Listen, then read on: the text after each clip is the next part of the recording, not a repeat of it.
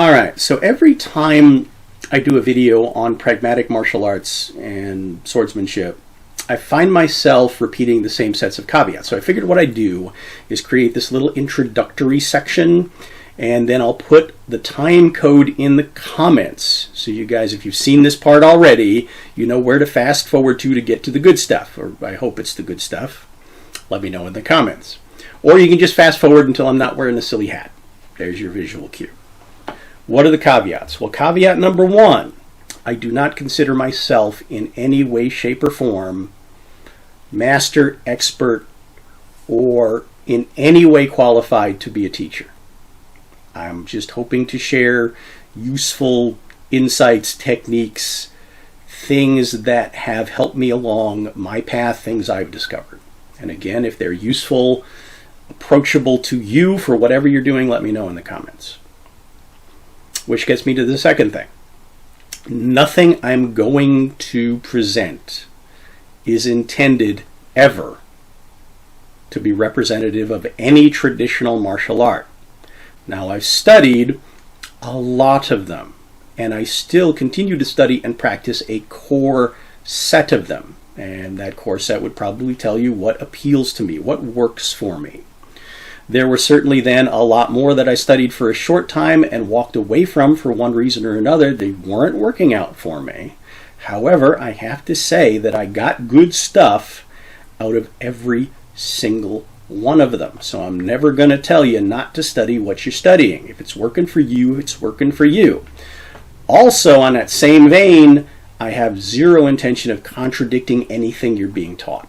Okay? If I can add to it, enhance it, give you a slightly different perspective, some additional information, well then I'll call that a win. But don't let me, sit here and say what you're learning is wrong.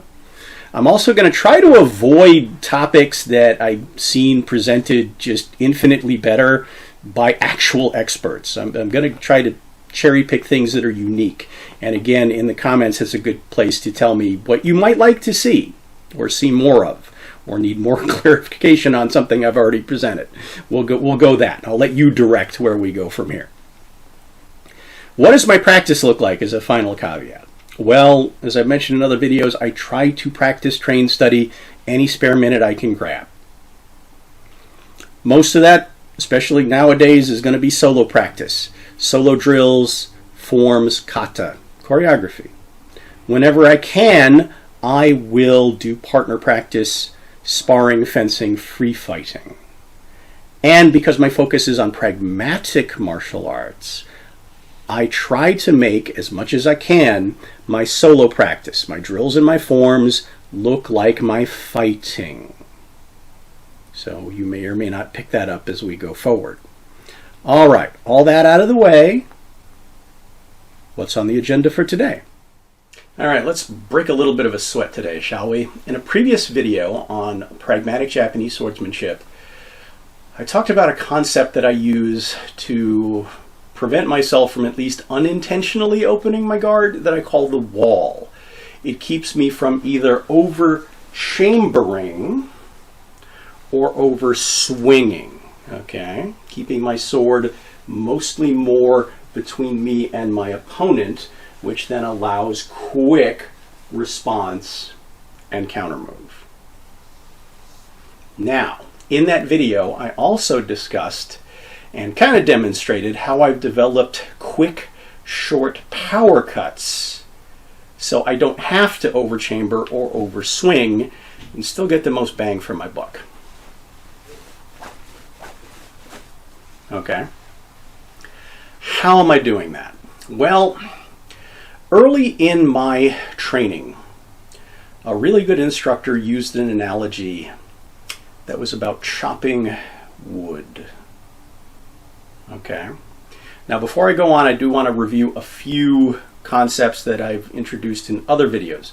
One, in different ways to use the katana. I talked about how you can use it at different ranges, that you can cut very long using more of the tip of the blade. And this tends to be much more of a chopping cut. Not a lot of draw to it because you are reaching. There's still a little bit, but not as much as in other cuts.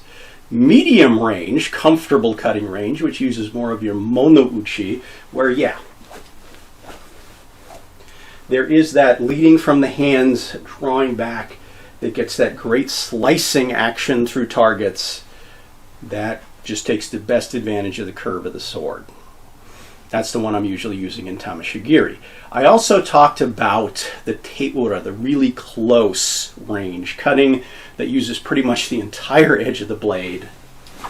So, here.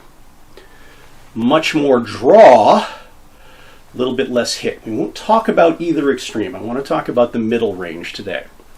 I also want to specifically talk about cuts that come from above. Now, a lot of styles of swordsmanship talk about 8 angles of cutting. I focus on 12. Think about, well, the angles of the clock.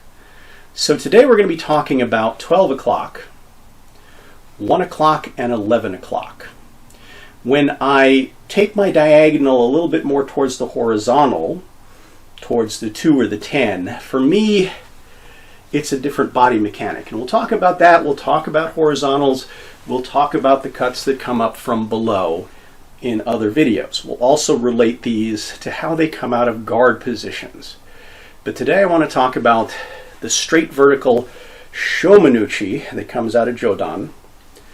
And for me, 1 o'clock and 11 o'clock angles, kesagiri, those cuts that go very efficiently for clavicles. What is the wood chopping analogy? All right, now don't use your sword like an axe, but pretend you are using a long, heavy axe to split a lot of firewood. That's your job for today. Now, that could be a long, heavy axe, or that could be a sledgehammer with a splitting wedge. Or a similar tool. You could just be using a sledgehammer to break up concrete or drive spikes, or maybe it's a pickaxe, but something you have to use in a vertical angle that's going to require force and impart force on what you're hitting. It has to be powerful. It has to be accurate. You have to hit what you're aiming for and not hit what you're not intending to hit, like your own legs or the ground. And it has to be efficient, because I'm pretty much betting the job you're doing is repeatable. I mean, if you're out there splitting wood, how many cuts are you making before you're done? If you're out there breaking up concrete or doing gardening, how many strikes with that pickaxe before you're done? You want to have efficiency, you don't want to lose control, and you want to maintain accuracy. Makes sense, right? So what you don't want to do is what we see in a lot of classic slapstick, right? We've probably all seen this 100 times, where the poor slob picks up the thing that's way too heavy for him, brings it way too far back over his head, and then falls backwards. Big laugh. Okay, don't do that.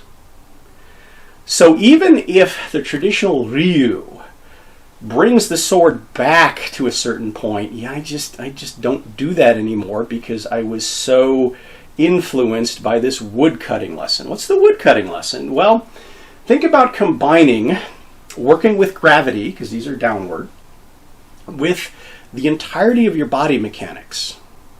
For best efficiency, there will be a point at the top of your arc where if you go past it, you're going to start working against gravity at the beginning of the cut, which is kind of a waste, and also, as you can see, opens yourself up way too much. It's not an efficient movement, and it's not a safe movement. So there is a point, it's like at the top of an arc, that then allows you to come down, again, like I'm chopping wood or driving a stake, that allows me to pull down with my arms, my core. You'll also see that I raise and lower my hips, okay?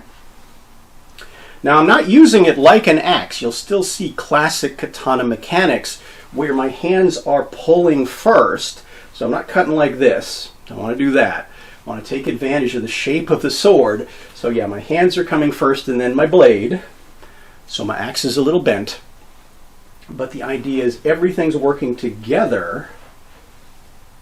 And I don't want to overswing. Don't want to overchamber. Now, if I want a little bit more reach, you'll see me move forward into it with my stance. So it's not so much coming from my arms.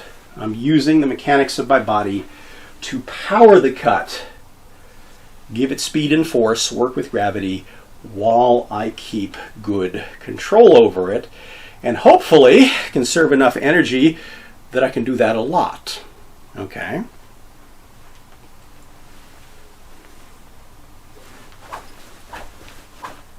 Now, sometimes you'll notice me breaking that rule on the angular cuts. Why is that? Because my other favorite thing to do in these more downward cuts is makiuchi, and I'll talk about rolling cuts in another video. But the idea of that is it is using a slightly different body mechanic where you're actually using your shoulder, okay, to almost reflect the sword off of. And I've talked about in other videos how I even make that short.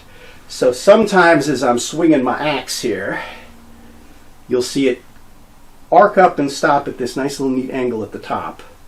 Other times it'll come a little bit further back because, yes, I'm used to using that shoulder roll. So I don't necessarily feel any loss of efficiency by doing that. Now, if I did this, yeah, I'd be in trouble. But again, short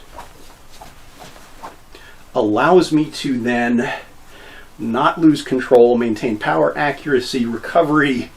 So yes, I can use the sword very freely, very efficiently. Seen from the front, I'm going to do it slow and not overswing because my equipment's right there. Safety first. Here, here, here, here, here, here. Maybe here, here. But again, my body mechanic is going to be about using everything in the best coordination with gravity without losing control. Speed, accuracy, efficiency, quick recovery. That's what you're going for.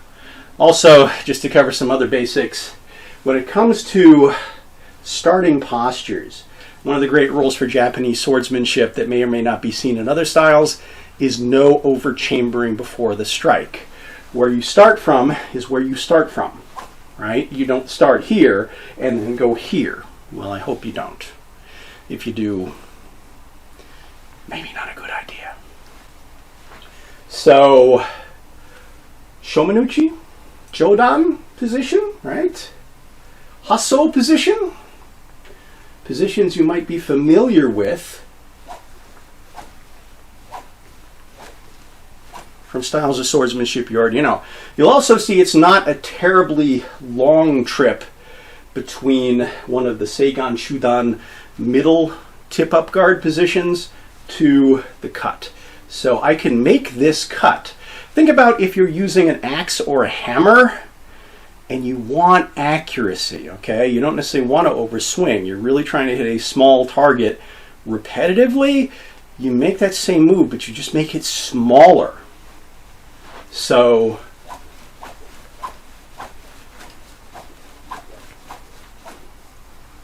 right?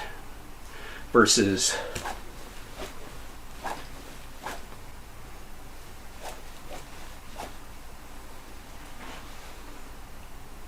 make sense?